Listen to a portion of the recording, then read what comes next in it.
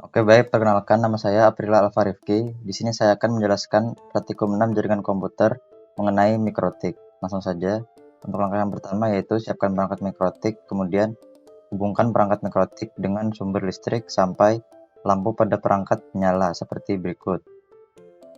Setelah dihubungkan, bisa dilakukan hard reset agar perangkat mikrotik bersih dari konfigurasi default ataupun konfigurasi yang pernah dilakukan sebelumnya.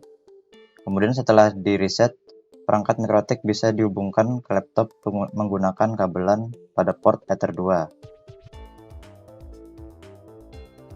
Setelah perangkat mikrotik terhubung dengan laptop menggunakan kabelan, buka software Winbox pada laptop, kemudian pada bagian neighbor, tunggu sampai MAC address muncul, kemudian klik MAC address, kemudian klik connect sampai tampilan menu utama pada mikrotik muncul seperti berikut.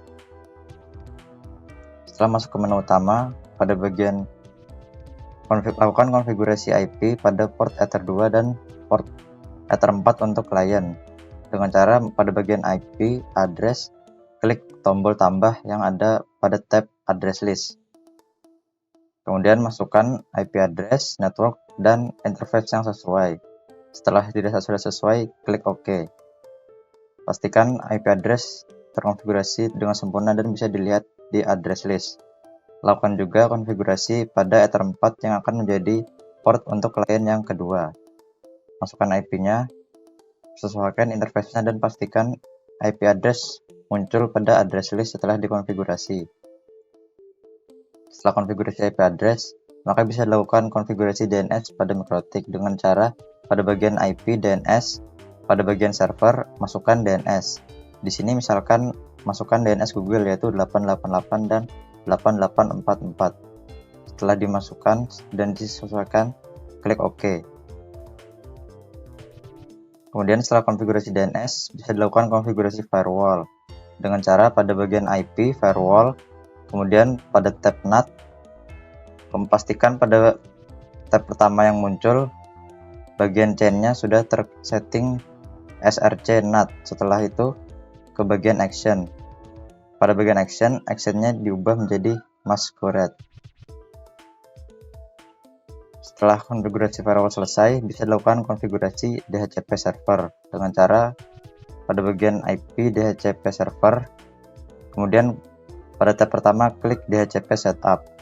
Di sini langsung saja sesuaikan interface yang sesuai, yaitu Ether 2 dan Ether 4. Pada konfigurasi yang pertama, Ether 2, klik next sampai selesai sambil dipastikan semua konfigurasinya sudah benar. Sampai next sampai akhir. Lakukan juga untuk yang di Ether 4. Pastikan jika sudah selesai, di bagian DHCP sudah muncul kedua DHCP pool-nya di Ether 2 dan di Ether 4. Kemudian pengujian pada klien. Untuk melakukan pengujian pada klien, buka control panel pada laptop pada bagian network and sharing center.